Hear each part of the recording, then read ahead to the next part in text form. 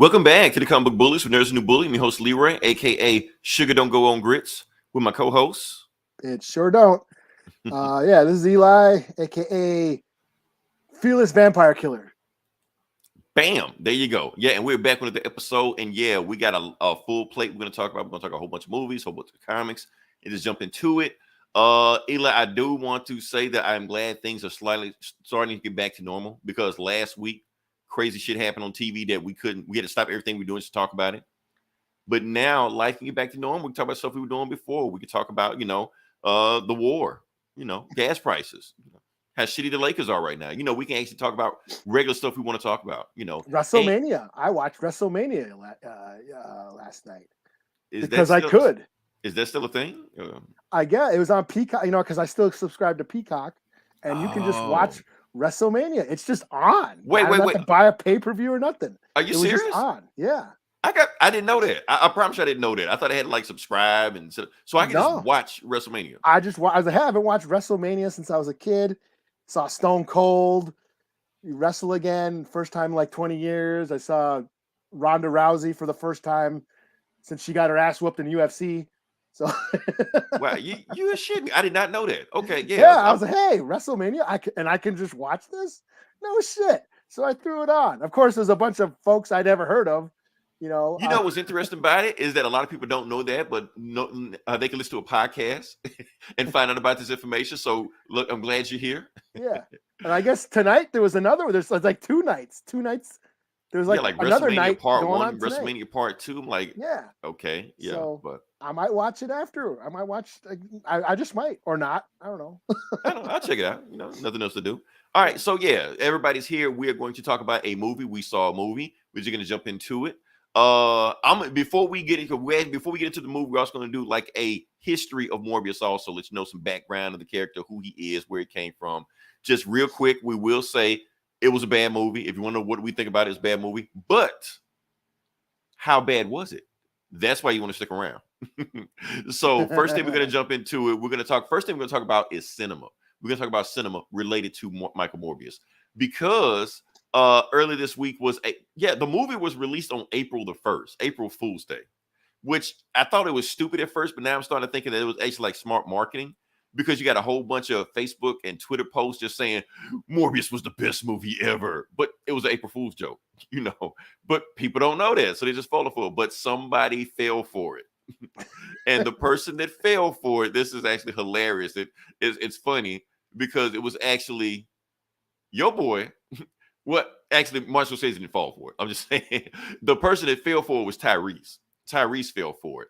And the reason he fell for it was because there was a Facebook, Twitter post floating around saying how Morbius is true cinema. And Martin Scorsese saw the movie and apologized to every comic book movie ever because this is the pinnacle of cinema and this is where these go. So he made a post on an Instagram post saying about, and he tagged the director saying this is high praise. Martin Scorsese knows movies, so of course, him knowing our movie, we really appreciate it. Now, at first you think, okay, maybe Tyrese is on the joke and maybe he's doing an April Fool's joke. But the point was the post was still up the next day. So he didn't know it was an April Fool's joke. He doesn't know the running gag that we all have about Martin Scorsese, that Martin Scorsese basically says these comic movies, they're shit. So anytime a movie comes out, we just joke around and say, oh, is this cinema? Is the Batman cinema? Is No Way Home cinema? I will tell you this, Morbius is not cinema. So there is no way Martin Scorsese will say that. If anything, this movie kind of proves Martin Scorsese right, Well, but it had a lot of razzmatazz that looked good on the big screen. Yeah, it's a theme park, which is what he's been saying, But that's what's going on with that one. So yeah, so putting in the Ritz, Yeah. So the funny thing about it, Eli, the moment I sent you that post, which was early today, it's now been deleted. Okay. So apparently Tyrese caught on. He was like, "Oh shit, they making fun of me right now. Let me take this shit down." But you know what? I don't blame Tyrese. He's not in our world, even though he's in all these movies we see. He's not in our world. He's how you supposed to know that? How you supposed to know about the running gag that we know about Martin Scorsese? So Anyway, that being said, Yeah, I mean, God bless him. He's probably like, really? People don't like the Transformers movies? What the fuck? right? I thought it was high cinema also. So they were joking with me when they said that. Fast and Furious, they really don't like these movies, So all this time he thought he was a good actor. Hate to bust your bubble. Anyway, let's jump into it. So what we're gonna do before we go into it, Eli, we're gonna bring back an old classic. Give it to me. What was the number one movie of the week? Oh, it was a comic book movie. Right. Wasn't a Disney movie. Wasn't a Disney movie. It was and that's the we want to stress. We want to stress with high purpose. This was not a Disney movie. Even though Sony wants you to think that with every fiber of their being. But yes, Morbius was number one at the box office with 39 million, then some other shit also. Eli, the Batman dropped off pretty fast, even though the Batman's already hit 700 million for the year. It's kind of dropped off pretty fast. Yeah. Well, Like it's going to be on TV like next week or some shit. Yeah, it's going to be quick. So, and a lot of people just wait, like people like, I'll just wait. It's okay. People don't want to sit in a movie theater for a 3-hour movie. I'm shocked. Oh, man. Yeah. So anyway, what we're going to do, we're just going to start off before we actually jump into Morbius, because like I said, what we like to do, since we are a comic book podcast, we are going to do some history on Morbius. Go deep. Go deep. Balls deep, in the history all up of Morbius. In those guts. Yeah. Yeah. Hold on, let me do this. History of Morbius. I'm gonna just throw some stuff out there. So Eli, what's the first time you heard of Morbius? First time I heard of Morbius?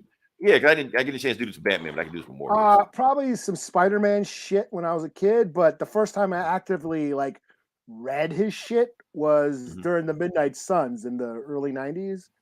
The whole Ghost Rider was going on. Yeah, they tried to bring him back, make him a thing. Yeah.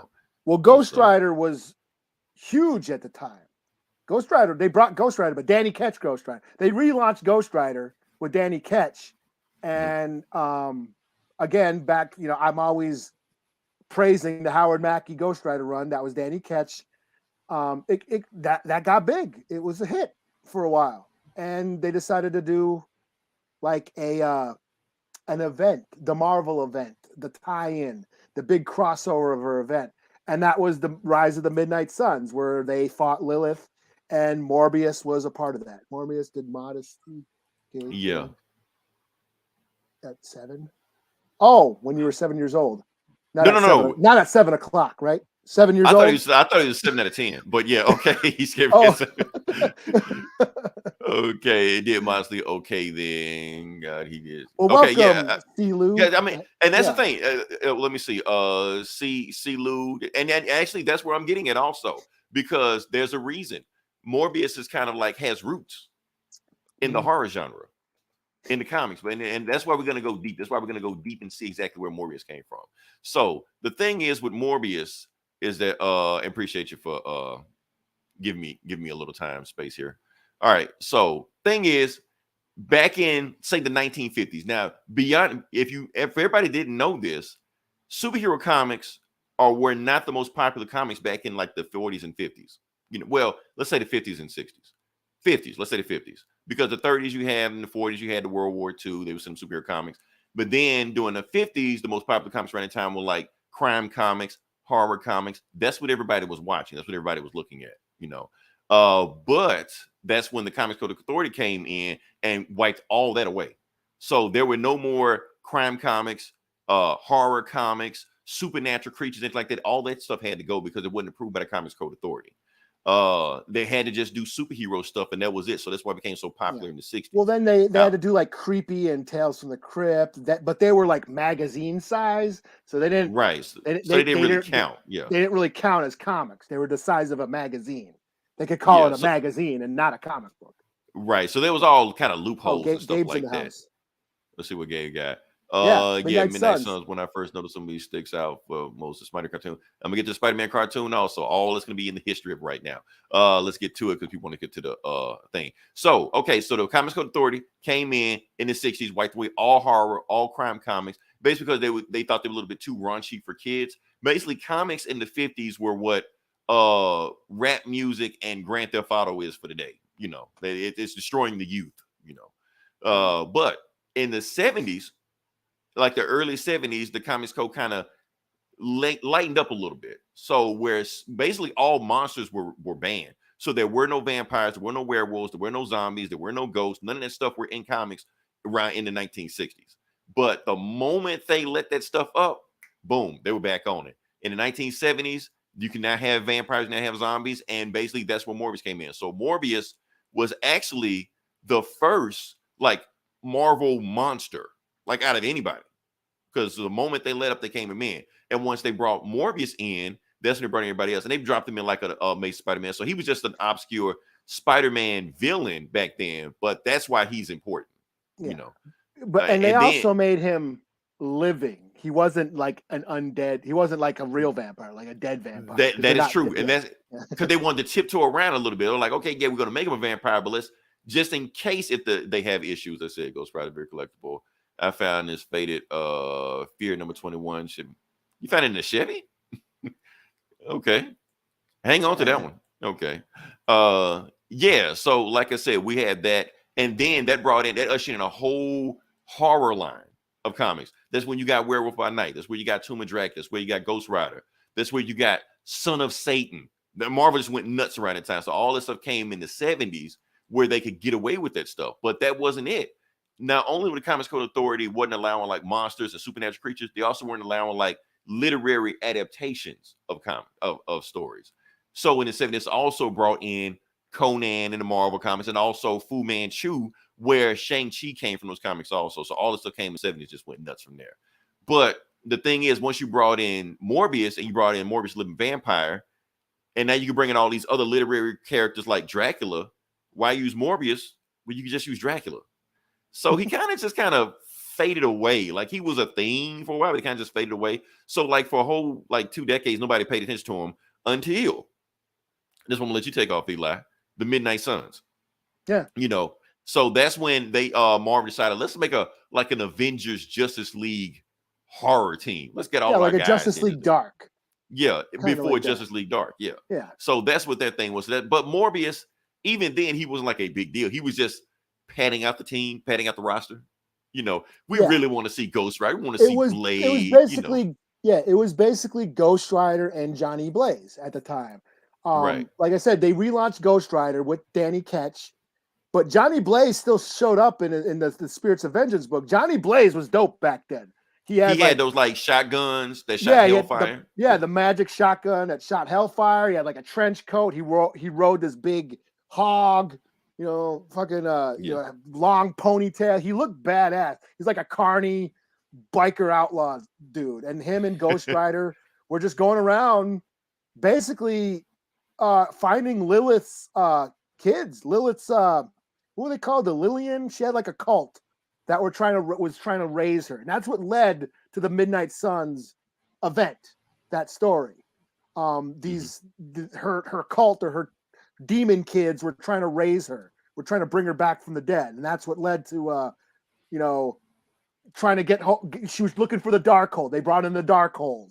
They had a Darkhold series. Then they brought in the Night Stalkers with Blade and Hannibal King and Frank Drake, right? That's his name. Well, I think he was Dracula's son. Yeah, it's like Dracula's descendant or whatever. And that was like the team. And then the Darkholders. What's her name? Vicky something. Vicky Monsanto or some shit. I can't remember. Yeah, some shit. Vicky something. She was like the leader of the Dark. They like held on to they were like the Infinity Watch only for the Darkhold. They protected the Darkhold. And that's what it was. It was basically the Midnight Suns versus Lilith, who was trying to, bring hell on earth. And it was like a horror. It was like Marvel doing horror, and it only lasted a few years, which kind of even though it was like super popular that everybody liked it. And that's the thing. It's like it didn't go as hard like Image or Vertigo. You know what I mean? Like you read Spawn. And there's like decapitations and hearts being ripped out of chests and blood. Well, that goes back to the Comics Code, because it was still a thing at the time, Yeah, Marvel was kind of like PG horror. When I say PG, because like Jaws and Poltergeist is rated PG, but like watered down horror. suggested. They had cool imagery and cool atmosphere, but they didn't show the gore. Right. Kills happened off screen or off panel. And then so it kind of died by the mid 90s. It kind of died out, and then Marvel was just all about the X-Men. And then if you wanted the hard shit, you went to Image or Vertigo. Right, because there was no Comics Code S. They just do whatever they wanted to do. Yeah. But like I said, for most of the people that are watching this, most people know Morbius from the animated series, the Spider-Man animated series show. It was a thing. Like I said, he was popular. They kind of adapted his origin from the original comics. Those things on his hands, because he couldn't suck blood because it was a children's cartoon. So what he did, he touched you with those things on his hand, and he sucked your plasma. That's how he got you. But it didn't kill you. It just made you weak. You just had to sleep it off. Well, that's what you do when you give blood. Yeah. Right. We've all been there. We've all been broke and had to get.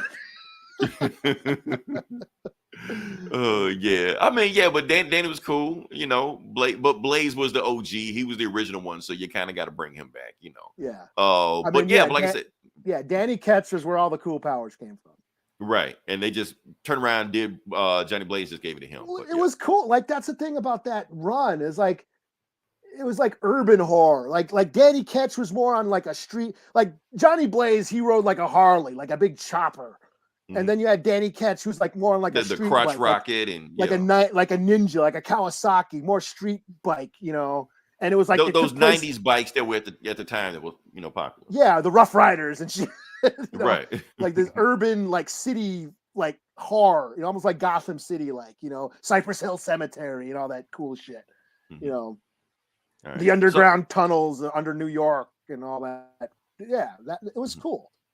Okay. But yeah, that wraps up my history of Morbius. Basically, Morbius is obscure, but he is a footnote in the history of Marvel, but not really. Like I said, they really don't use it. They try to make him a thing with Blade, where he gave Blade his powers like that. He didn't. Marvel has completely retconned that shit where it never happened. So when people say that stuff like Morbius is important, but no, he's not.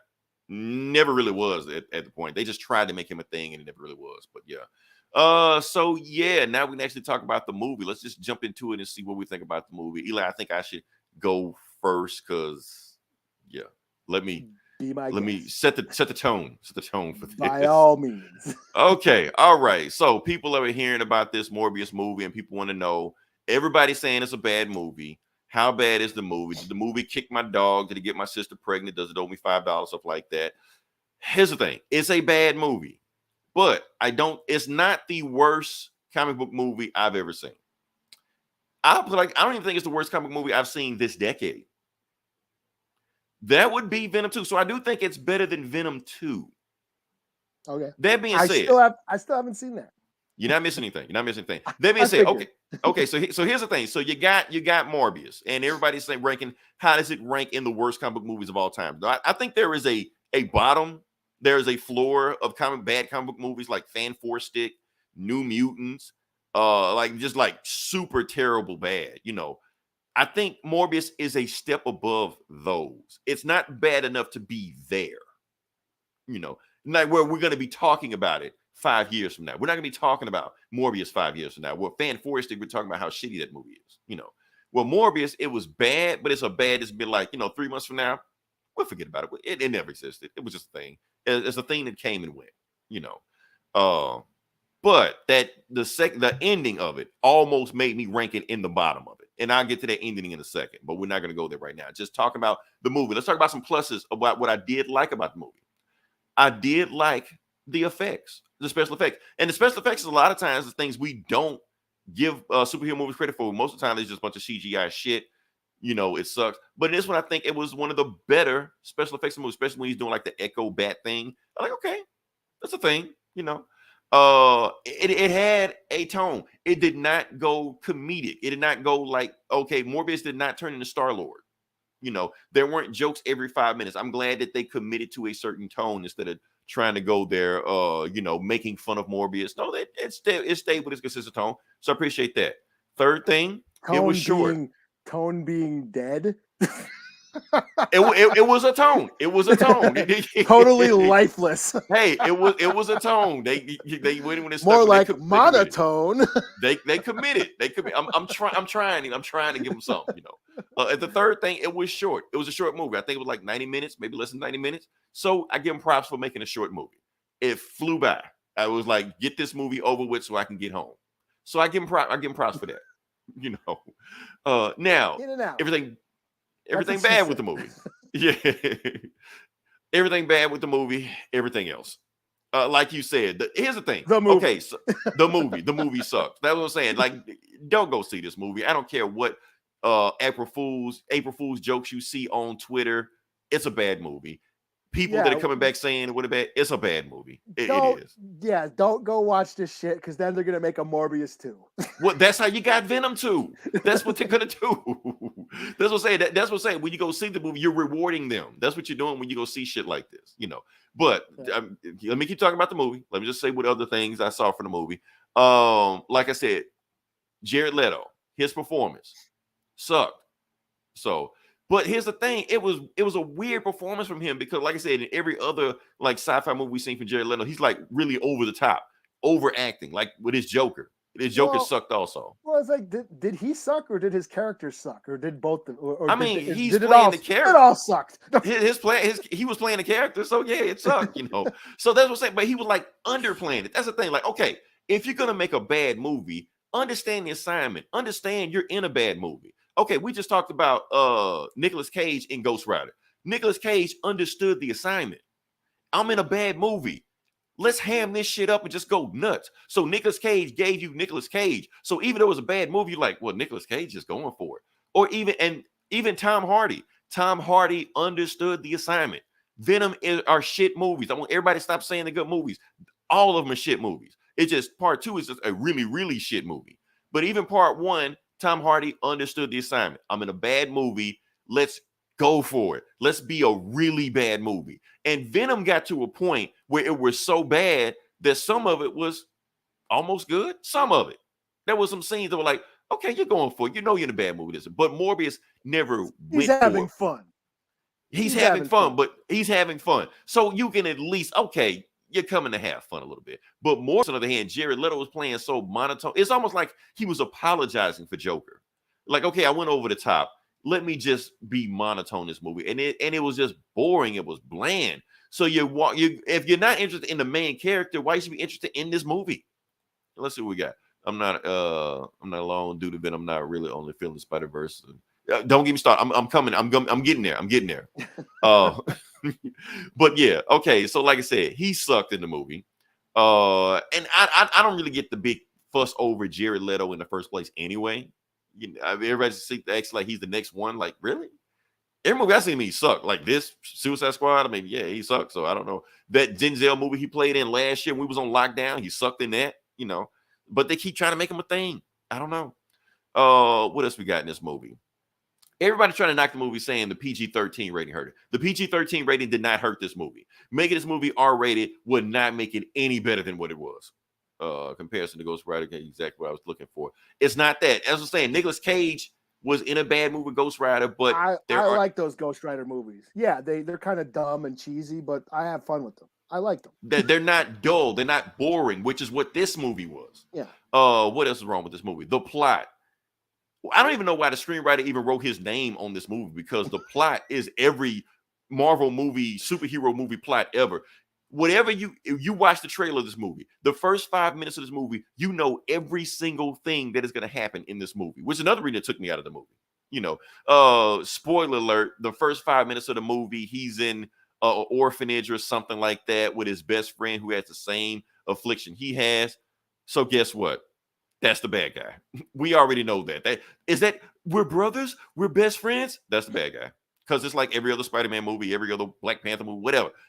Every comic movie we've ever seen, it's that. And they don't even show, it's like it was so obvious that they didn't even bother showing the bad guy become the bad guy. There's like, oh, well, I guess he's the bad guy. And sure enough, he was the bad guy. I mean, did anybody question he wasn't the bad guy?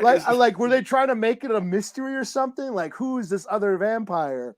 I think they were, but they didn't bother. They were like, I didn't give a shit. Oh, it's that guy. Sure. Oh, sure. It's like, it's that guy. It's like soon How as he long we walked got out left? No. it's like soon as he walked out of the room, I already knew what he did. He Yeah. grabbed the thing. He became a thing. It's like, what's the point? So you already know every single thing that happened in this movie. So that kind of takes you out of the movie to begin with anyway. Tyrese is in the movie. Like I said, we talked about it. He can't take April Fool's joke. He's just there. They just gave him something to do. I guess somebody owed him a favor or something. He brings nothing, but it wasn't bad. He was just there. So he just got a paycheck. The Cool. Good for stupid him. B plot, that was pretty much worthless.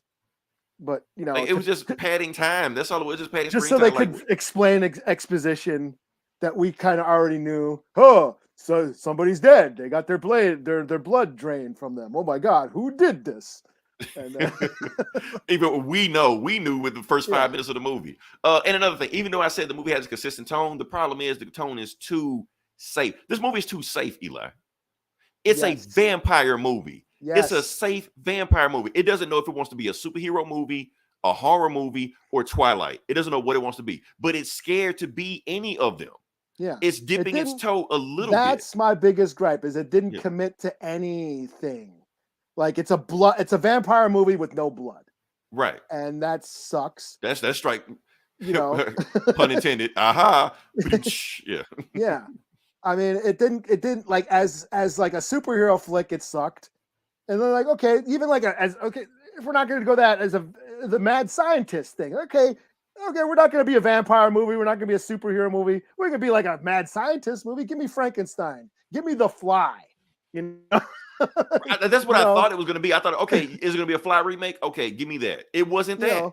Where he's doing these experiments and he's going mad with forbidden knowledge, and it sucked on that level too. Like, right, because the thing is, because because we got Jared Leto, then you got the guy, the Doctor Who. I know he's not Doctor Who. I know it's the Doctor. With what type of nerds you think we are? It's the Doctor, but we know what Matt Smith, whatever his name is. Okay, I liked him. I actually liked him in it. I almost want to put him as one of the positives of the movie, but the movie sucks so bad. There's nothing he could do to bring this movie out of it, because I do feel like he's the only person in this movie that understood the assignment. He was hamming it up. He was cheesy. He was bad. He was going for it. And I was like, okay, something is happening in this movie, but it wasn't enough to save this movie. But the problem was that the stuff that he's doing, they should have had Morbius doing that. But they don't want Morbius to be a bad guy. He's a vampire that they don't want to be a bad guy. Yeah. Like, and you don't get the sense of what, I mean, you get, okay, yes, he's trying to cure the disease. That's a given. Yeah, the Ghost Rider movies are good. I like them. But like, you don't know, like, after he vamps out on the boat and kills all the terrorists or whatever, then like another hour goes by. Then you realize he doesn't want to be a vampire. Like right. he totally vamped out and ate these motherfuckers. And keep in mind, Tyrese goes out of his way to make it seem like that these guys that he killed are the scum of the earth. And they're cops, and it's just like, well, even you did us a favor killing these guys. Don't worry about them, Yeah, and so he vamps out on these guys, totally fucks them up, and then like another half hour goes by, and he's working on experiments, and then he says, "I can't vamp out like that again." It's like, oh, so you don't want to be a vampire?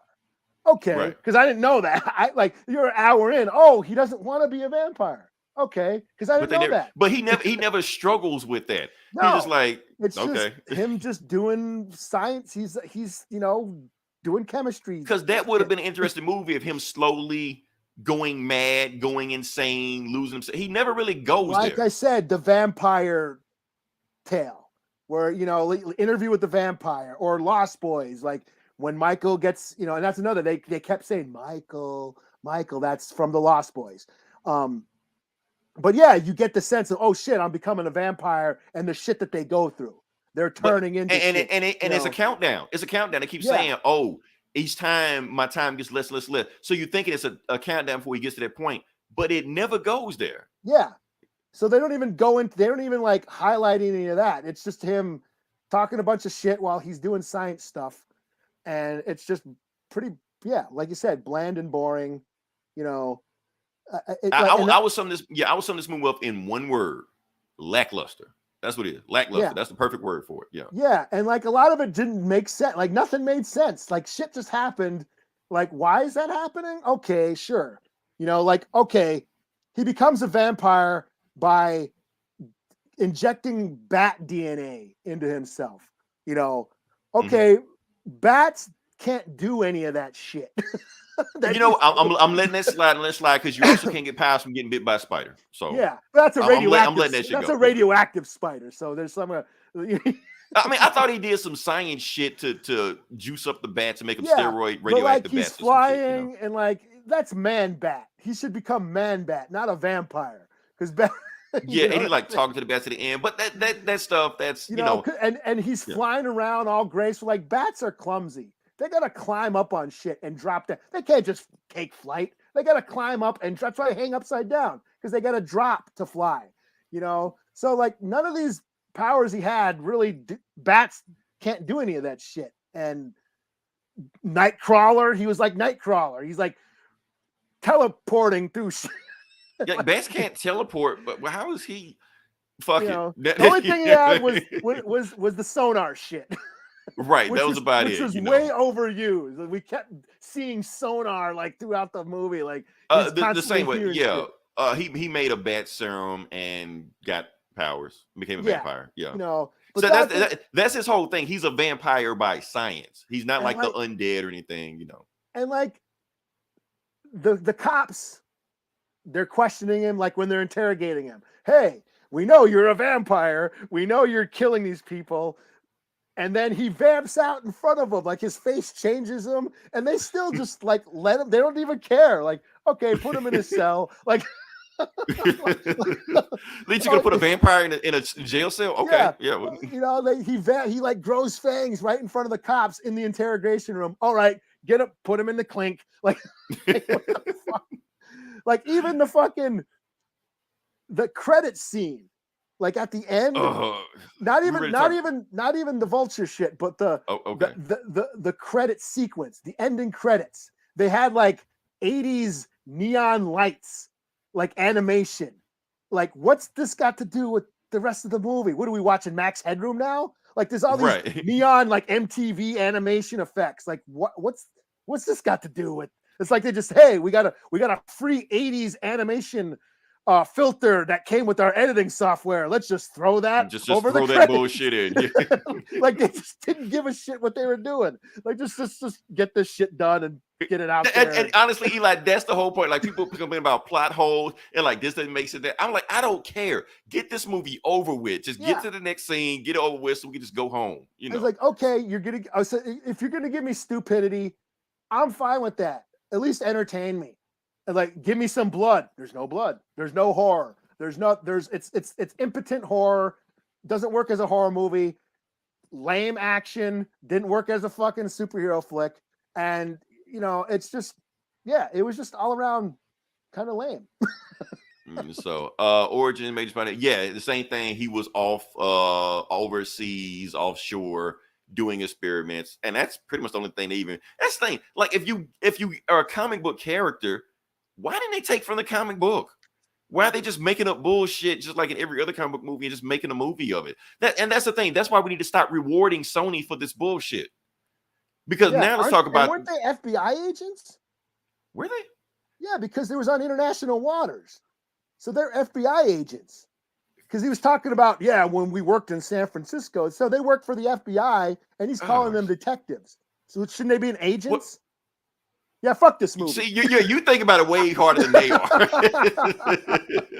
Even they watch the movie like, did we? Detective, FBI, cop, same shit. I guess they got detective and FBI, whatever. It's a Sony universe. But but here's the thing. Okay, so we got I'm still not putting it at the bottom level of the worst comic book movies as of now, until we get to the after credit scene. The after credit scene just left that made no sense. Again, has nothing to do. Whatever. I'm letting you know right now. This is the worst after credit scene in any comic book movie ever. Ever. It's the worst one. Because it's confused people. People don't even know what the hell happened in the movie. Even professional critics. Not us. We're amateurs. We got other shit to do. I'm talking about professionals that actually get paid for this shit. They don't know what the fuck happened at the end of this movie. So I'm gonna tell you what happened at the end of this movie. Okay, this movie has nothing to do with the MCU. It is not in the MCU. The ending does not put it in the MCU. What Sony is doing is hoodwinking you into making you think it's in the MCU. Because, and that's why they got on there the new Marvel Legend. People are confused. They thinking it's another MCU movie. So just going, they think it's a movie they have to see, just in case Blade or Galactus shows up in a sequel or some shit like that. He's not. He's not going to be in this shit. All that happened was, I'm gonna just tell you what happened at the end. In the end. Okay, so at the end of No Way Home, we saw a much better movie than this. In the No Way Home, you had the big crackly shit in the sky and stuff like that. So apparently, in this movie, Michael Keaton, Vulture, jumps over to the Sony verse because Venom is in this universe also. So Morbius and Venom are all in the same universe. They make a quick reference to Venom and shit. So they're all in the same universe. So Michael Keaton is here now. He's over here, not over there. He's over here. You know, yeah. And he meets Morbius at the end of the movie, and like, man, you want to team up and kill Spider-Man? And Morbius like, okay. And the movie ends. The movie just ends. Just stops. That's it. It almost feels like they just recorded Jared Leto just saying, okay, sure, why not, to whatever. He don't know the answer to it. And it just recorded somebody else that's not Michael Keaton, that's in a Vulture suit, just saying, let's take over the world, some shit. They're like, okay, cool. Even though Morbius hadn't been a bad guy this whole movie, now he wants to kill people, even though that hadn't been set up. How the fuck did Michael Keaton even get the Vulture suit? Tony Stark doesn't even exist in this universe. The Chitauri never invaded. How did he get all that shit? That's where we start talking about plot holes. But the point is, I'm trying to make is that Sony wants to build their own superhero universe so bad without Marvel, but with Marvel, make you think it's Marvel, that they don't care whether or not it screws up Marvel's timeline or their own timeline. Just as long as you go see these piece of shit movies. That's all they care about. Why? So, because of multiverse. There's a multiverse. Oh, yeah. man. And that's the thing. They saw a multiverse like this, is use this as an excuse. Oh, man. I'm trying not to put it at the very, very bottom, Eli. It's not New Mutants to me yet. But talking about it to you is making me want to put it on that fan four stick level. It pretty much is to me.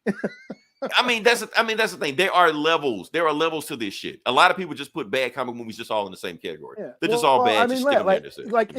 It basically had that level of horror. It had that light and fluffy horror that watered down crappy. It was Twilight. Of the New Mutants. Like New Mutants, like sort of sold us, oh, this is going to be a horror X-Men movie, and it sucked, And this was like it's supposed to be horror, but the horror sucked, So it had that light, fluffy horror that Marvel is doing, like.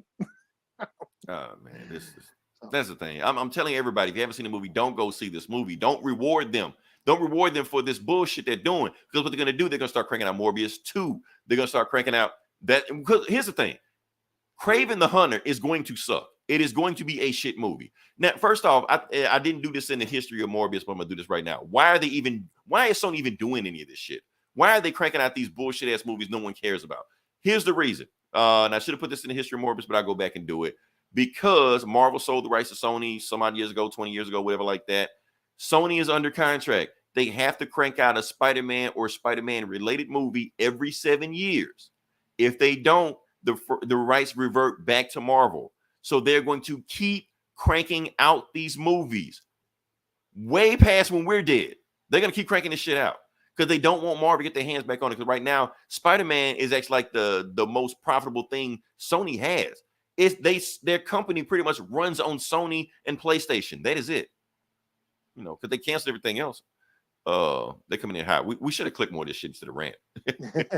Let's see. Rank the non-MCU movies. Oh damn. That's a lot of movies. Yeah. All like the X-Men, all the Sonys. Yeah. But Deadpool is my number one. That's all I know. Yeah, Deadpool's up there. But we're not gonna rank Blade 2. Blade 2 is my Blade 2 is my number one. Gotta rank all those up there. So yeah, but let's just say that Morbius is on the bottom of it. But here's the thing: we're ranting. Into the Spider-Verse. I forgot. Into the Spider-Verse, my number one. Into the Spider-Verse. So Sony has Spider-Man 1 and 2. But technically they're MCU movies now. I guess. Loophole. Yeah. But the thing is that this movie, we're complaining about it now, But 3 months from now, 6 months from now, next year from now, all of us will have forgotten this movie ever existed. We will not think about Morbius. We will look at Jared Leto. We will just remember him for his shitty Joker, not his shitty Morbius. You know, mainly because the Snyder bots always want to remind us about the Snyderverse and all this shit like that. So, oh man, this is anything else we got to say about the movie? No. Okay. I think we ran on a little bit too long, but I wanted to go into detail and depth because just saying it's a shitty movie, people are like, you don't know what you're talking about. I'm gonna go no, don't fact check. Don't question us on this shit. Don't second guess us. That's why I wait to see it myself. Don't. Don't Critics judge. Are always wrong. Right. Don't judge it for yourself. This movie sucked. I'm telling you. Oh man. All right, let's go to the next thing. Let's talk about something else. Let's talk about something that actually is MCU related. Now I don't know how you feel about this, but we're just gonna dive into it and stuff like that. Like I said, we did you come here for Morbius because I'll be damned if I spend a whole hour just talking about Morbius. I'm not doing that. You know, we talked about it long enough. Let's talk about Moon Knight. I didn't do any PowerPoint presentation on this. We're just gonna talk about it. They released one episode, which is weird because Marvel usually drops like 2 or something like that. Kind of give you a feel for it. But I'm gonna let you go, Eli. What you think about Moon Knight? It's all right. Okay. Okay, I'm not a Moon Knight fan. I've bitched about Moon Knight and how much I don't give a shit about Moon Knight many times on this podcast. I think he's jalopy Batman. He's Batman, only Batman that sucks. You know. So yeah, I my expectations were kind of low going into this. So I watched it and I thought it was your standard Marvel fare. I mean, your standard action. I could totally see where it's going. I'm familiar enough with the character where I kind of know what's going on. I kind of know he's schizo. He's got multiple personalities. I know where they're borrowing from. Your standard Marvel actions, the same old fight scenes, same old fight choreography, same old car chases. And then I was like, at the end, I was like, cool. He's going to become Mumra, the ever living. And now I was like, oh, all right. Now we're going to see fucking Mumra, Moon Knight.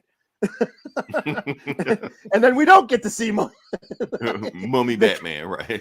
They cut away from the fight with the hyena or whatever the fuck that thing was. I mean, it was just punch him in the face. It wasn't like a kung fu movie or but they cut away and it was like, okay, you're trying to again, give me the light and fluffy horror, not going there when I want it to. So yeah, I thought it was okay. It didn't make me, I gotta go read a bunch of Moon Knight now. No, it's because I read a bunch of Moon Knight. Why I don't give a shit about Moon Knight. I can't wait till the next week's episode. I'm like, sure, I can wait for that. I'm not like stoked to see. I'm like it doesn't got me hyped up for the next for the series. But I'll watch it because of I got a job to do here. No, we're not going to talk about Moon Knight again. No, we just want to get this one episode out the way and concentrate on something else. Talking about it just ended, and I was like, "What? That's it? That's kind of what it is." Yeah, I mean, it got a little interesting for a little bit. Again, playing with the personalities. But I watched Legion, and that was I got all that shit from there. The multiple different personalities. I've done way better. So it just seems like your normal Marvel shit. So I thought it was all right. Okay, let's see what we got. Some fight scene. Oh hell no! It was not, it was not on that level. No, honestly, the fight scenes in Moon Knight, I was kind of zoning out when the fight scene came. The thing that kept me interested in the show and will keep me interested in the show was Oscar Isaac. Like I said, I know you got Legion. He's doing all his crazy ass personality stuff like that. But I want to see what Oscar Isaac does with this. We already see what he does with the British accent. We saw a little bit of Mark Spector going on there. I want to see how deep he goes with it. We know he gave us a little taste. That's about it. So that's going to keep me invested. I'm not really worried about the fight scene. Not worried about the car chase. That's it. You're right. That is standard Marvel fare. So when that stuff does come on, I check out. But when Oscar Isaac back in doing his weird schizo shit, I'm back in. He's looking in the mirror, and the mirror is talking back to him, shit like that. That's what keeps me interested. So I'm check out the show, keep what it's going, you know. You say it's typical Marvel shit compared to other Disney Plus shows. This is different now compared to Daredevil and Legion and all stuff like that. Yeah. It's not Peacemaker. We know that, you know. Yeah. Well, but compared Daredevil to, went. Yeah. The Netflix shows kind of went hard, except for the Punisher. Right. Never gonna let that fucking lie. But yeah, I mean, yeah, they kind of went, bro. They kind of the Netflix kind of had edges to them. They just didn't have that budget. They didn't have the Disney budget, you know. Yeah, I remember saying Moon Knight compared to, say, Hawkeye. It's a difference. That's all I'm saying. Oh, yeah. Even with the little shit that they were doing right there. So, like I said, it's levels to this shit, you know. So, but that's why we're talking about Moon Knight. I'm excited. I will keep watching because I got a Disney Plus subscription. I might as well. Yeah. That's kind of how I felt about WrestleMania. Oh, yeah, sure. It's fair. You're paying for it. I mean, you might as well, you know. I might as well. Yeah. Yeah. Oh man. All right. So can we move on to the next part of the podcast? Sure. I was gonna do video game section, but I was like, I don't know how long we're gonna talk about Morbius. So I canceled it. So now we're gonna just jump right into it. Now we're gonna talk about the comic books. Like I said, there's the comic book bullies. We're talking about the comic books, and Eli, I'm gonna go first. Yeah, you got more than I do. Yeah, I usually throw more stuff on you, but you don't even know what I have. I didn't even say what I had. You just assumed. I figured you read the X-Men. I did. Okay, yeah, I did that. All right, so like I said, we're going to talk about the X-Men, and there's some weird stuff happening in this book. This is actually a new X-Men book because they love to crank out new X-Men #1 books, and this is the one we're doing. So the one we're doing is the Immortal X-Men #1. Okay, let me see if I get this screen up. Now, the interesting point, and I want to show you the cover of this book because the cover of this book is actually pretty interesting. It's an allusion to art, because yes, we do talk about art on this book, on this podcast also. So for those that don't see what it is, this is a picture of Exodus with a crown on his head, surrounded by all the X-Men, stuff like that. But for those, and I should have put a picture of it. Of course, this is referencing the Last Supper, you know, where Jesus was talking to Judas and all the rest, and you know, and this one betrayed him. Same concept. So let's just get into it and see what's going on. And it will be not the last time we talk about Jesus on this podcast. Because it is Sunday. Yeah, well, let's just jump into it. I'm skipping all that. I don't care. Anyway, let's start off with this. The main stuff right here. Mr. Sinister is up to sinister shit. That's all you need to know right now. Moving on past that. We go to the Quiet Council because the book is really about the Quiet Council. The Quiet Council is kind of like the parliament governing body of Krakoa, you know, the mutant island, whatever like that. And basically the thing they have going on is that Magneto is quitting the Quiet Council. He's done, you know. So while he's done, you know, some people are shocked. Some people are like, no, Magneto, you can't leave. Emma Frost is like, okay, get the fuck up out of here. We don't need you. You know, she's still salty about what, you know, him and Charles, you know, conspiring with Moria behind the Moria shit. Yeah, the Moria shit. She's still upset about that, you know. So she like, Magneto, get the fuck up out of here. We don't need you. Let's get his replacement right now, you know. So they actually vote right in front of him, you know. Should Magneto, you know, transition and find their replacement, or she just leave right now? And they vote him out immediately. He's like, you know what? I'm gonna go to Mars with those other crazy ass mutants up there because at least they'll stab you in the front, you know. And then that's where we keep going on. So they have this like invitation or, you know, recruitment drive of who's gonna be Magneto's replacement. Beast, Angel, Gorgon. I don't know how hell he's back. Abigail Brand is there. Abigail Brand works for the enemy. They don't even know that, you know. They will eventually find out. I know it's gonna be a thing. But anyway, they talk about like we need to find a replacement. Should we get Legion? You know, Professor X's like, hell no. I know my crazy ass son, and we don't need him on the team, you know. And then when I talk to Cypher, you want to be on it? Like, nah, we're good, you know. And then Mr. Sinister walks off, and he just like, while they doing this, I'm gonna go do some more evil, sinister shit, you know. But Exodus wants to recruit, so we go to the 5, and the 5 is, you know, recruiting people and shit like that. So Exodus meets you know, Hope Summers, and he's like, I want to talk to you, Messiah, because he's still calling her the Messiah because she's supposed to be the mutant Messiah. He's like, don't call me the Messiah. I'm not the Messiah. Of course you're the Messiah. You bring people back to life, don't you? Remember that mutant 2,000 years ago that used to bring people back to life also? I think he lived in Nazareth or something. You know, and I'm like, oh, are they trying to say Jesus was an X-Man? I think like so. That's I, his power, resurrecting people, well, I mean, and walking on water, and turning water into wine. yeah, I mean, I read a bunch of Jesus comics, yeah, he did all that. Yeah, so he's Feeding like, yeah, 1,000 people with bread. resurrected himself in three days. You did that 5 minutes, uh, accepting people into heaven. Scarlet Witch made heaven already. It's not, we don't call it heaven. We call it the waiting room. It's the same thing, still heaven, So you're the Messiah. We need you on the Quiet Council. You need to replace Magneto, and he just smiles something like that. While they doing all that, the Black Queen, the vampire queen of the Hellfire Club, is saying, I want to be on the team. I mean, I want to be on the Quiet Council. I want to take Magneto's place. Damn, she's hot. Yeah, she's hot in everything they draw. She was in a Captain America comic. No. You may or may not have read it, but yeah. Anyway, she's just like, look, I know magic.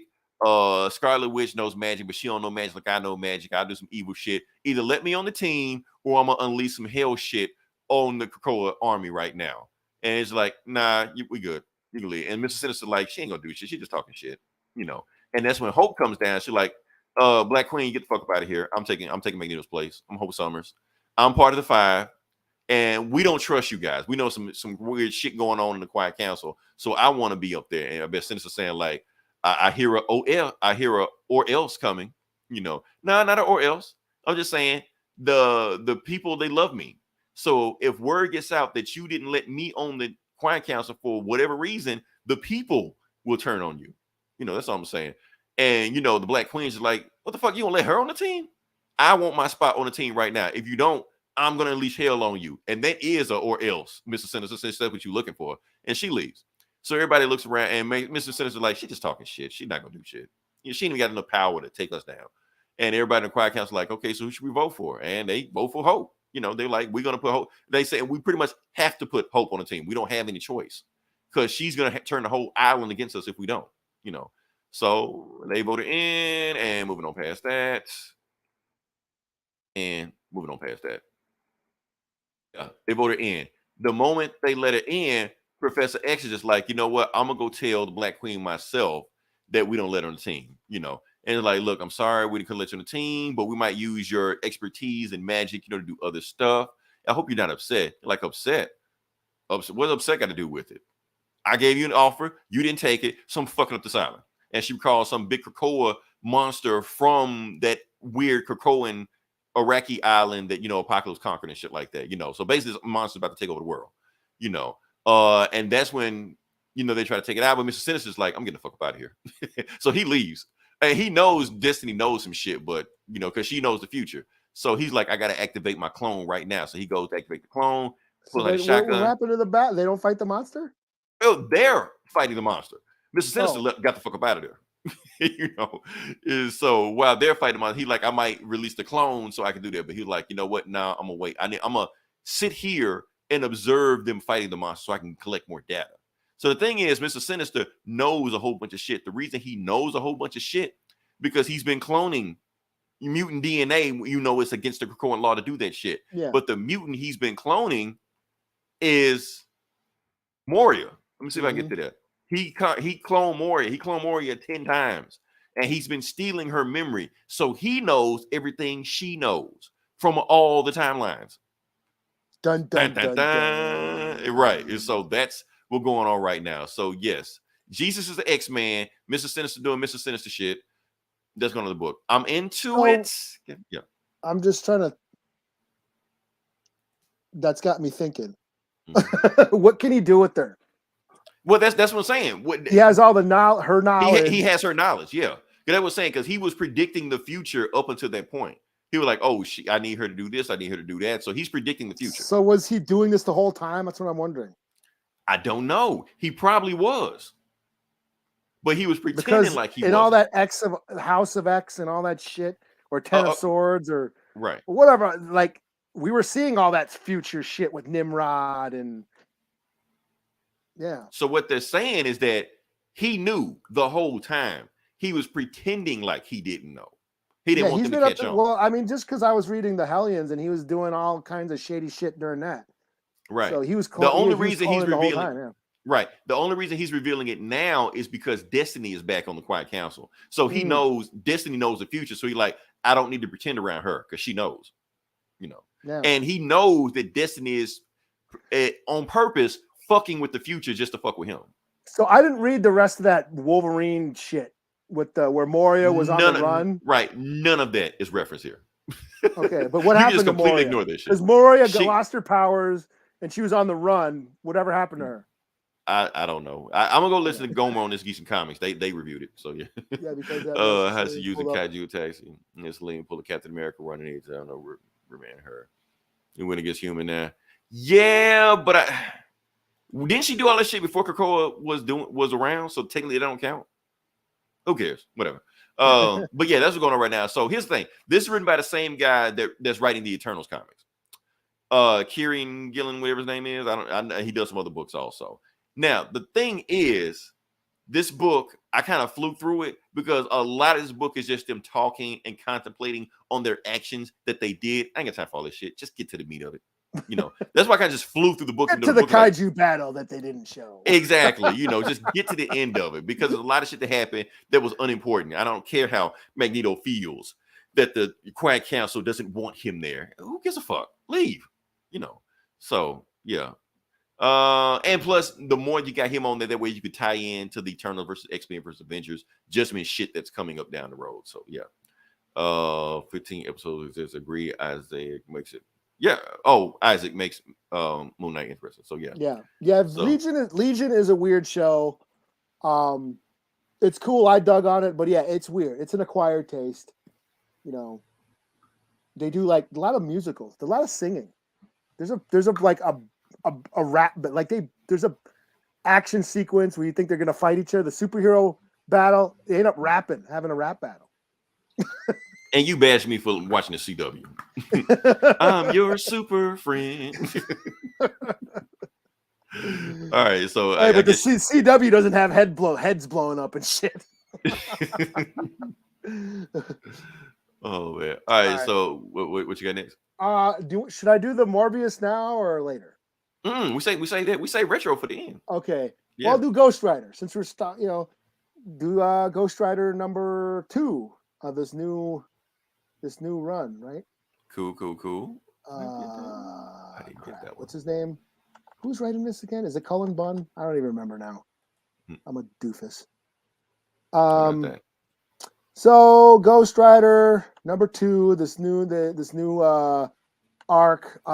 Johnny Blaze woke up in some town, and it's obviously a dream. It was almost like a dream. He had a wife and he had kids and shit, but he had like an injury and he was seeing a therapist and shit. And he's having all these weird nightmares, but it turns out that some demons put him in this like prison and they had him trapped in this town.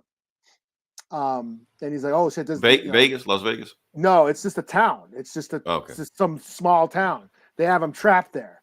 And he figures it out. He basically escapes. And he's been on the road for the last couple months, traveling around, trying to keep Ghost Rider. He doesn't want to become Ghost Rider, so he's not sleeping much because he's afraid he'll, Ghost Rider out while he's asleep. He ends up checking into a motel and he's like, hey, I'm here to, I was like, I need to keep myself busy and I'm kind of short on cash. Is there any work you need done around here? He's talking to the owner of the motel. Like, yeah, you can, go clean the toilets and sweep and shit. So while he's doing that, he ends up finding out that this behind the mirror is like a secret passageway. And this owner of this motel is basically a serial killer. And just happens to walk up on a serial killer. Yeah, he's a serial killer, and he's killing all the customers, the people at the hotel, and he brings them down into this underground cavern, and he's feeding these people, his victims, to this giant monster.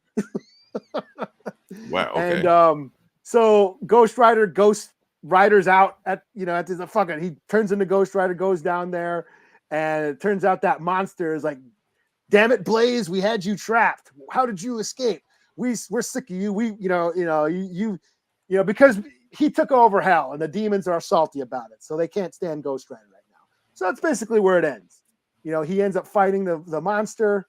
Also, there's this FBI agent and this psychic goth chick who is looking for Ghost Rider, and and she's like, I know where he is. So they're looking for Johnny Blaze, and that's like a little again with the cop B plot. So yeah, this was cool. I really dug on it. I'll give it 4 out of 5. Art's cool. Yeah, really leaning into the horror shit. So nice. Okay. Yeah. Good time for April leaning horror shit. Yeah. All right. So this one is a bittersweet book we're going to do right now. We're going to do Dark Ages number 6. This is the last book in this little Elseworld multiverse thing we got going on. Written by Tom Taylor. Tom Taylor has signed an exclusive contract with Marvel, with DC. So this is his last Marvel book he's going to write for the foreseeable future. Let's see what we got here. Yeah. Man, interesting. What happened to Danny Ketch's Spirit of Corruption? Is that it? What's that? Oh yeah, he got that other spirit. That was going on. Yeah, Danny Ketch isn't in this book yet. This is all Johnny Blaze shit. He'll probably show up eventually. Yeah. Yeah. But yeah, it's going on right now. So like I said, Tom Taylor's last Marvel book before he just signed exclusively with DC to break out DC stuff like that. So like I said, it's another Elseworld book where Tom Taylor's going nuts and just like I said, he wrote Injustice, he wrote Deceased. So this is his wheelhouse to just give him his own universe and let him just wreck shop and just do whatever the hell he wants to do. So that's just going play on. with the toys. Just play with the toys. Just do what he wants to do. Like I said, it's the Dark Ages where there is absolutely no electricity in the Marvel universe right now. The superheroes got to do the best they can. 5 years later, Apocalypse trying to take over the world. That's where we are right now. And they're trying to stop him from taking over the world. All right. So now we all caught up. Let's get to the end of it. We see Miles Morales, and he's just at a campfire talking to Pete, telling him what he's been doing for the last 5 years. He was like, when the lights went out, I found Venom. And we kind of like saved each other. So this is Venom Miles Morales, if you ever want to know what he looked like. So that's him. So we were just, venoming around, doing stuff like that. Then he got attached to Carnage. Carnage and Venom took over my body, got in my head, and they were pretty much in the driver's seat, and I was in the back seat, or in the trunk, And Dr. Doom was just like, well, damn, that's fucked up, Yeah, I thought he was talking to Pete. He was talking to Dr. Doom the whole time. That's fucked up. Skip past this, don't care. Oh, yeah. Okay, so they got Captain America's shield, and he's saying, okay, yeah, I got Captain America's shield, but Tony Stark's been mind manipulated by the Purple Man. He's like, yes, but I need pure adamantium to get this shit done. You need done. What Apocalypse's evil plan is that he wants to teleport his mind into the celestial buried in the center of the earth that is, stopping electricity all in the world. So he can become the celestial. But for some reason, Tony Stark needs pure adamantium to do this. So he's like, don't worry, I got you. I can take it. So in his basement, he's got Wolverine there, and he's just been there for just years, And then he teleports down there, and it's the Purple Man, Cyclops, and Apocalypse. And Purple Man takes off Cyclops' visor. He's like, yeah, you don't need this. And Cyclops like, no, Wolverine, kill me before they make me do whatever I'm about to do. So Wolverine rushes at him, and Purple Man tells Cyclops to open your eyes. So Wolverine tries to get to him before Cyclops can do what he does. Too late. Boom. Blast him. Wolverine still coming at him. And the reason he doesn't die is because they're like in this small cave where he can't go anywhere elsewhere. So, and he gets him, and boom. So Apocalypse drops off Wolverine's adamantium skull at Tony Stark's desk. He's like, there you go. Your adamantium. Now, get the shit done. Oh, and you see Wolverine's body, his skeleton right there, floating. Yeah. Yeah. So skipping on past that. Oh, yeah. So we found out the evil plan. Dr. Octopus is telling Apocalypse the side effects that might go on with the plan. He was like, yeah, we can put your body in a celestial, but if we put your body in a celestial, we might not be able to get you out because your powers might not work. So there's no way for you to get out of there. He like, the only way for you to, he like, okay, so what's the problem? I'm stuck in a celestial body. He was like, well, the only way for you to get out of there is to destroy the planet. Like, okay, what's your problem? I don't see the problem. Okay, I'll destroy the planet. You'll kill everybody here. You're like, oh, I tell you, that's why I liked you. You was always smart. a little too smart. So then he does some apocalypse shit and rips him in half. So like I can't let everybody know my evil plan until my evil plan is done. So you got everybody riding in the Deadpool bus, and Pete ride stuff like that. Oh, and you got Moon Girl and Dr. Octopus coming up with a plan to take down Apocalypse. We don't know what the plan is, but Dr. Doom says, "Damn, that's some evil shit what you just said." So it's an evil plan. We're like, he shouldn't have fucked with my dinosaur, So now I got to take him out. So that's the plan. So we're like, okay, well this plan might work, So everybody gets there. They say their goodbyes.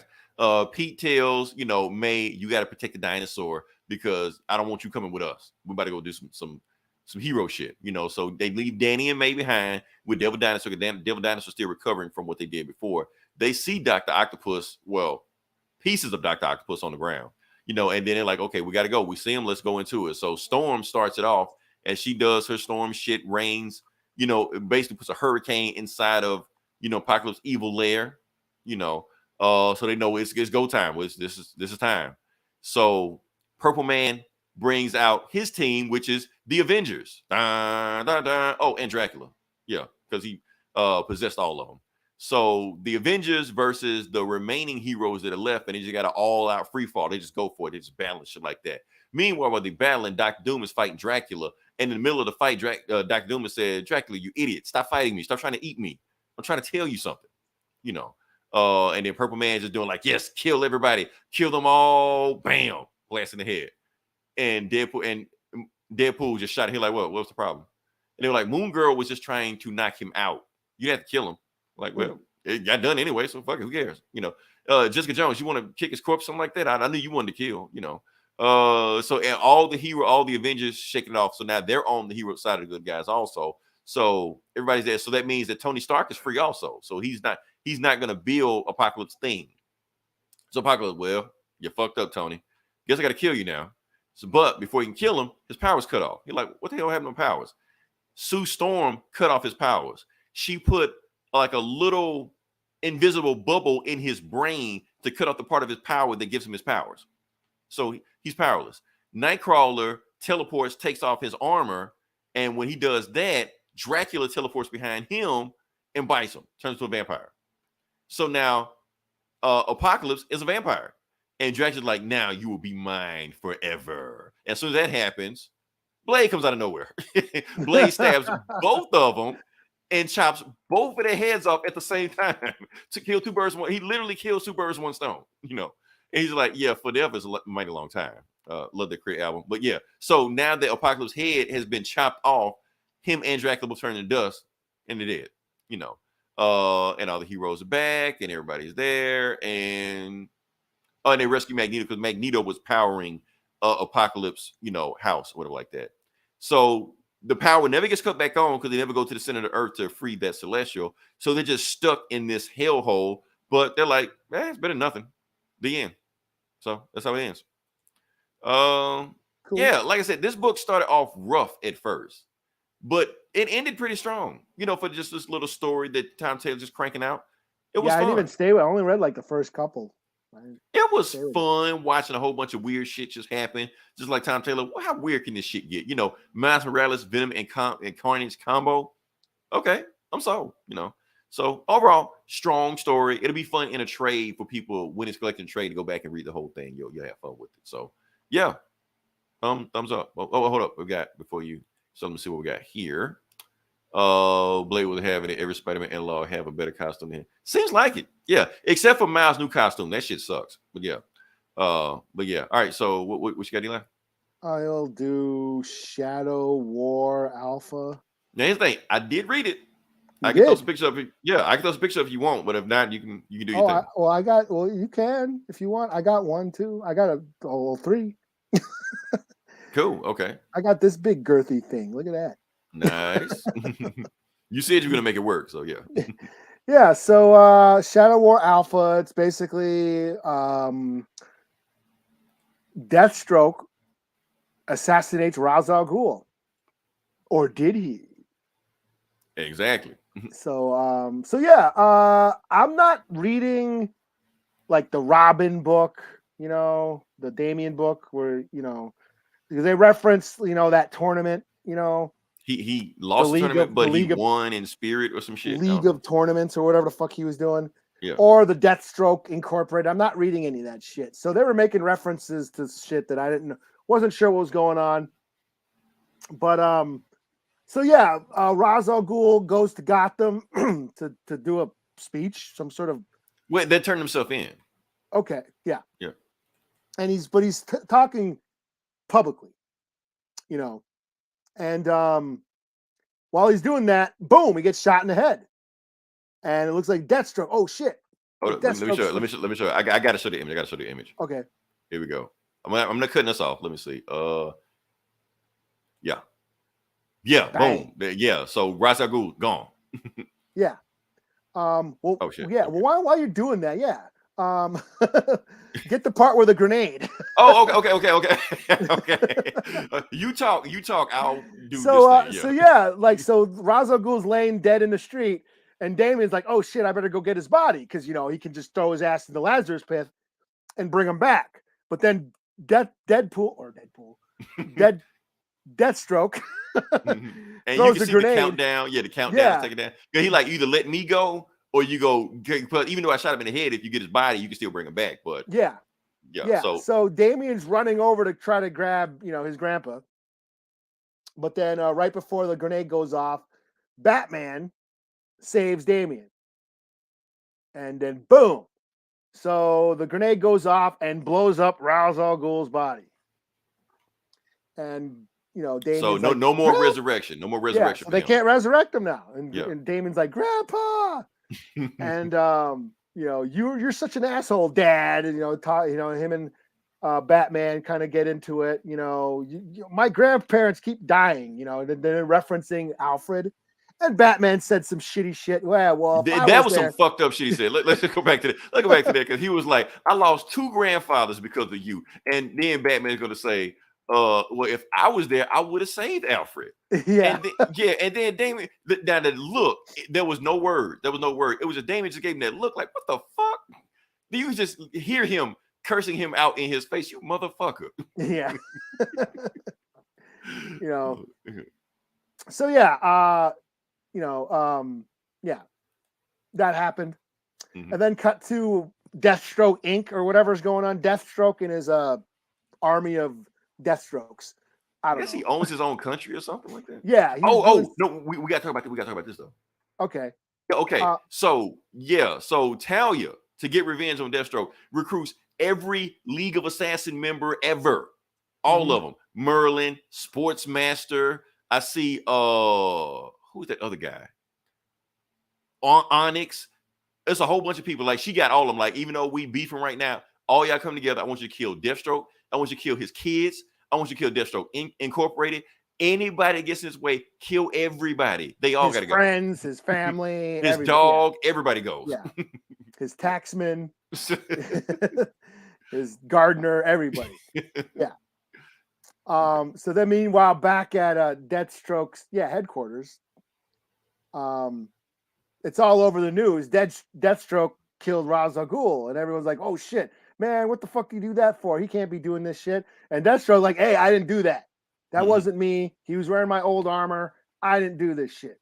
So they're like, "Well, who did it?" And that's kind of where it ends. Like, who really killed Ra's al Ghul? Right. But meanwhile, they're like, here comes fucking Talia and her crew of assassins. Like, oh shit. Well, before we figure that out, we got to fight these motherfuckers. Right. And that's where the book ends. It's supposed to continue in Batman. So this is like a crossover, Batman crossover. Yeah. And I dug on this. I wasn't looking forward to this at all, but I read it and I was like looking what's going on. Like, oh, it's like an assassination plot. You got to go on with this and it's tying and all the other bullshit. Hey, I'm good for a good crossover. This might have gotten me back on Batman at least for a limited amount of time. Yeah, because I've been burned out. I haven't been reading Batman or Detective for like a couple months now. I've kind of fell off. And this was sort of a fuck it purchase. I was like, what's this? Because it was a light week for me. You know, comics. I was like, I just looked at this and Deathstroke assassinates Ra's al Ghul. Oh, that sounds kind of interesting. So it was like a spur of the moment. Fuck it. I'll check this out. And even I was thinking, like, it's Ra's al Ghul. He just come back. Like, nah, they blew his body up. He ain't coming back. Yeah. I enjoyed it. I didn't think I would. So yeah, 4 out of 5. I'm on board. All right, you're up. I'm booked out. Really? You only did Yeah, one I book? was going to do Alpha War or whatever that shit Oh, was. we should have said that. I would have let you do it. No, I want you to do it. They want to take that from you. Well, what else I got? I got the I Something is Killing the Children, number 21. Do I even have it up? I don't even have it. Hold up. Let me get it up. That's what she said. This image isn't even from the book. I couldn't find it at all. So this is James Tynion, his horror book that I've been on for a while. It's back. The new story arc started. He's been doing that House of Slaughter spin-off series that I haven't really been following. But this is the main book. Basically, these monsters go around killing kids, eating them, and there's an organization that goes around hunting them, the House of Slaughter. And this is a new story arc. Basically, where it's a new town, a new set of victims. This little girl is the sole survivor of a monster feast. Her whole family got eaten by monsters. The police showed up and they're trying to the cop is like trying to talk to her and like trying to comfort her and trying to comfort her because she knows she's grieving, but he also is trying to figure out what happened. And that's the thing about these books is like there's been a lot of like emotional depth to these. Like you really get into grief and the trauma and the pain that the characters go through. It isn't just your normal, gory horror book. I mean, it does do that. There's plenty of horror and blood, but there's a lot of like emotional depth that I appreciate with this book. So really getting into this girl and what happened to her family, and the cop that's trying to help her, but he's also trying to figure out what the fuck's going on. It's like, you're the only one who's seen what happened to your family. We gotta figure this out. And she ends up getting angry, ends up like running away. So she runs away, goes out into the woods or whatever, or where she was at. She was out in the by the road. So she's sitting there kind of like crying on the side of the road. And then somebody says, "Hey, kid, we need to talk." And she turns around and it's Erica, one of the monster slayers. And that's where the book ends. So Erica's back, ready to slay monsters. So pretty cool. I'm back on board. I dig this book. 4 out of 5. So okay, glad he back on it. So yeah. All right. And then you're done, right? I guess the only one I got is the retro book. Did you ever read this? Morbius 1. I'll be honest with you, Eli. I've read so many comics in my life. Yeah. I don't know if I have or not, but I haven't read this since I was back in the 90s. So, so this is Morbius number 1. We're doing the retro review because of the movie. This is basically part 3 in the Midnight Suns event. So it's Morbius number 1, but it's part 3 in the storyline. So before, back to the Midnight Suns, it's Ghost Rider and Johnny Blaze fighting Lilith and her crew of demons. Basically, the book starts out. Morbius vamps out and kills an innocent woman, drinks her blood. He can't stand himself. Like, why? I can't do this anymore. I can't live like this. I can't kill any people to live. Cut to Ghost Rider and Johnny Blaze. They're looking for Blackout. They've been going around trying to kill all of Lilith's demon children. The Lillian? What are they called? The Lillian? Her crew of demons. Okay. Yeah. I don't know. I'm just saying shit. I don't know. Yeah. Cut to Lilith. Lilith is at a metal show. It's the 90s. It is the 90s. Yeah. She's at a metal show and she's like, "What is this blasphemous noise we're listening to?" And Blackout's like, "It's called speed metal." It says, "Oh, well, these wayward children will be, I will recruit them all for my, my demon family or whatever." So back, the good old, back in the day when, if you listen to heavy metal, you were considered a devil worshiper. Back the good old days. Back to so we're trying to find so basically Lilith had a vision that there was 9 mortals or there's 9 people that were supposed to destroy her. So she's going around trying to kill them all. So she gets words about Morbius. And same thing with Ghost Rider. Ghost Rider has a vision, takes her to what's her face? His fiance. Can't remember her name. And she's like, "Oh yeah, Michael Morbius. That was my husband." And then that's where you get a brief recap of who he is. That's the relaunch. We haven't seen this character in like a good decade, so they're relaunching it. That's where we get a flashback of his origin and a brief history of fighting Spider-Man and Doctor Strange and shit. He had this disease, he did experiments, turned himself into a vampire, blah blah blah blah. We get that sequence. And basically she's trying to create a cure for him, and she recruits this other doctor, and that doctor ends up working for Lilith, or in cahoots with Lilith, and he creates the serum that's supposed to kill Morbius. So they give it to Morbius, but it doesn't kill him. He like vamps out and mutates and takes off, and then Lilith has her cronies show up. They're like, "What the hell happened to Morbius? He was supposed to die." So they end up murdering the doctor and his wife. And then Morbius comes back and sees his wife dead. Like, "You bastards," vamps out, kills all them motherfuckers, and then goes off on a rampage. Ghost Rider and Johnny Blaze show up and like, "Yo, man, we need you to help fight Lilith. This chick, this mother of demons coming. She's trying to, Martine. That was the chick in the movie. Yeah. Yeah. What's her first name? I can't remember her first name. Anyways. That is her first name. Yeah. Or her last name. She's got another. Bancroft. Yeah. Bancroft. That's it. Yeah. Okay. So Ghost Rider is like telling Morbius, "Yo, we're fighting this demon chick, and we need your abilities, to help us." And give him the penance stare. He ends up giving Morbius the penance stare.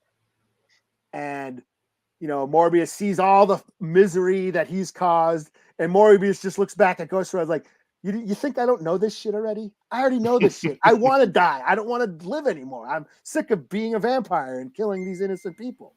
So Ghost Rider's like, "Well, why don't you use your fucking powers for good and only kill bad people?" Says, "Okay, that's what I'm going to do. I'm going to be Morbius, the living vampire who will only drink the blood of the guilty."